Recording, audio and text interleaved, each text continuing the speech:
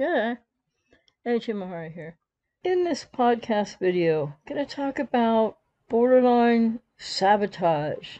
And borderline sabotage has nothing to do with manipulation. It's people with BPD sabotaging situations, events, relationships when something good is either planned or likely to be shared or happen. So borderline self-sabotage. Is it common for people with BP to sabotage, a relationship, a situation, an event when something good could really actually take place? And the answer is yes, absolutely, it is common. Because unless they get into long-term therapy that helps them become consciously aware of this, people with BPD need to sabotage any good situation, event, relationship, or positive relating period of time because they don't trust it and they don't know how they're going to feel. People with BPD also have a very difficult, stressful time and are more often than not triggered by anything that could be what they might dream of, hope for, that would be positive, because they don't have a positive lens of experience due to lack of self, a lot of adverse childhood experience. They have negative core beliefs and a very negative view, negative and protective view in life about most things, if not everything. So people with BPD largely, especially untreated, do not trust positive, happy experiences because they don't take in positive, they don't have a reference for positive, relating, or anything else positive, and it triggers them in the absence of self and in the absence of those positive experiences in young childhood that they didn't get. So there's no real lens there, no real understanding, no way to take in positive feelings in any consistent or congruent way, or positive possibilities, because they don't know how to process how they feel. They don't understand that because for so many people with BPD, it hasn't been their experience in life, and they have more negativity. Everything runs through this very wounded, negative lens of perception, misperception, lack of trust, worry, not knowing how they're going to feel, not trusting self, not trusting other. So the more that in a relationship you're getting closer, or there's an upcoming event or something's been planned that's positive, the more it stresses people with borderline personality to sabotage, because they don't know how to tolerate the feelings that go along with this for them, and that it really is foreign territory for them. And so in relationships, as a lot of people already know, when you get closer and you share a really good time is usually when you get the push away, whether that comes in the form of being ghosted or not. So they pull you in from fear of abandonment, but they push you out as soon as you get too close. And if something feels too positive, or, when you're really kind and giving, as I've said many times, or you're being very loving, it is really foreign to them, and they really don't trust it. And they don't feel deserving of it either. And most people with BPD, due to their woundedness in early childhood, they do have, like I said, a pervasive negative, perceived or actual, abandonment, and the arrested emotional self. And so that creates, pretty much predominantly in the dichotomous black and white thinking, creates really a landscape of negative, deeply entrenched negative core beliefs, a negative core belief system.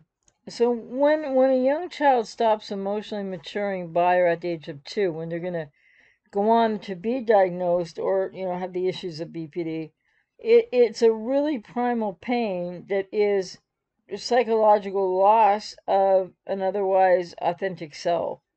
So for people with BPD, their young experiences are mostly traumatic it's now estimated to be 87% of cases, and stem from unmet needs that the infant and the young child feel like is impending doom because of the biological fight survival struggle is activated, often in infancy and early toddlerhood. It is known that the fragmentation in a human ego is a loss of true self or any known self.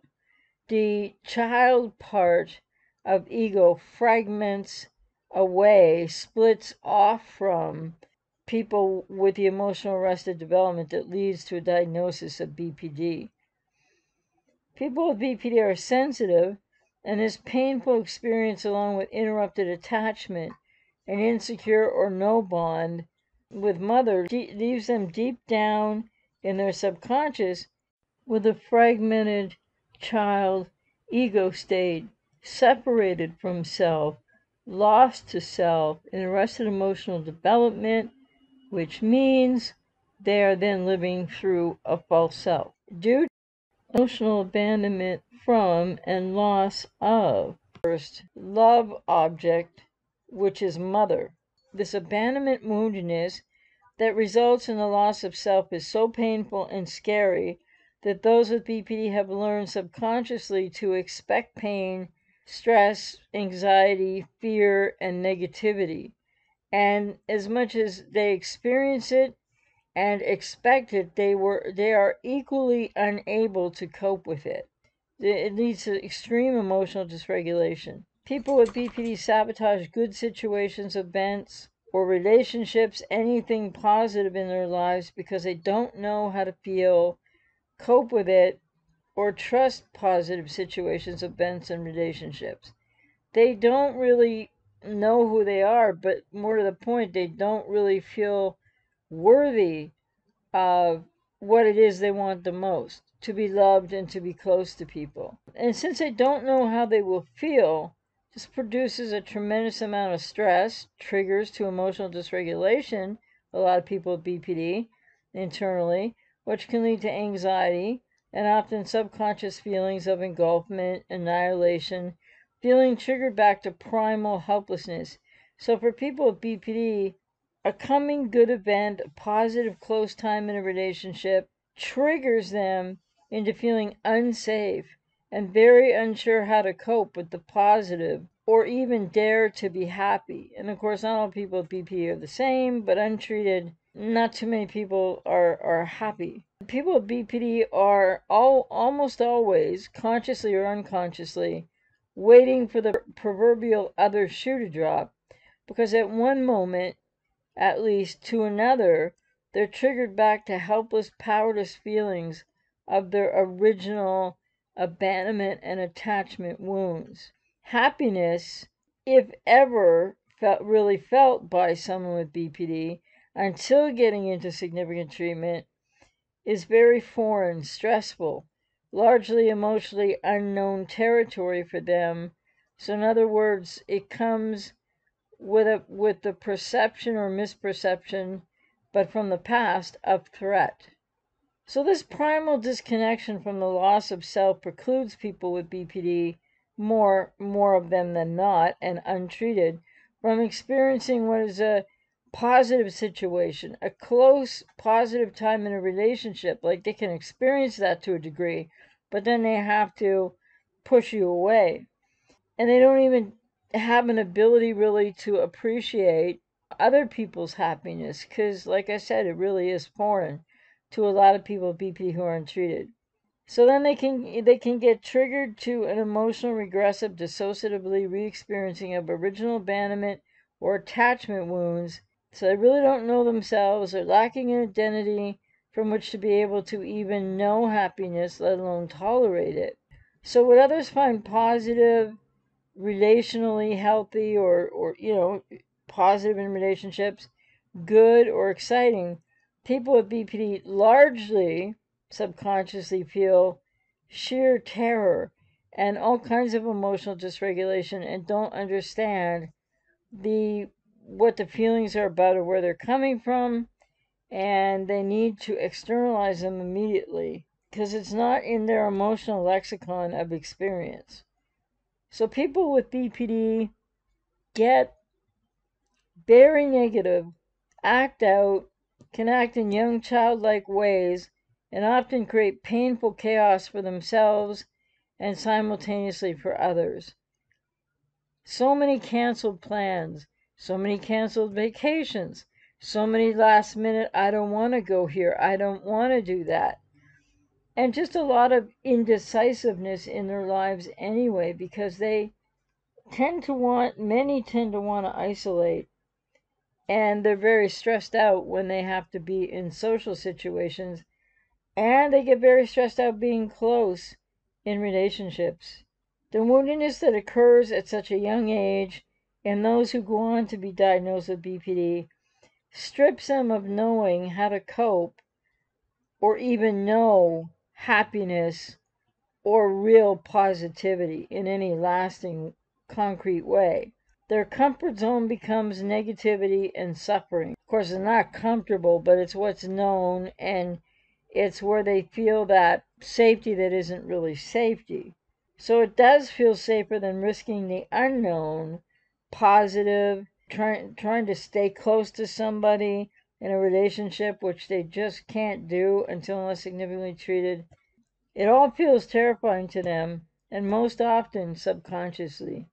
People with BPD have not emotionally learned what positivity or happiness truly is and feels like, and they really don't have a way to trust it. So people with BPD in all kinds of ways sabotage relationships, friendships, the favorite person, often careers, jobs, because if they're untreated, they don't have any lens or understanding, at least not emotionally and not usually congruently intellectually, about where all their feelings are coming from, that continue to overpower them, that then makes a lot of people with BPD look terribly self-focused and only interested in themselves because they are still trying to just survive.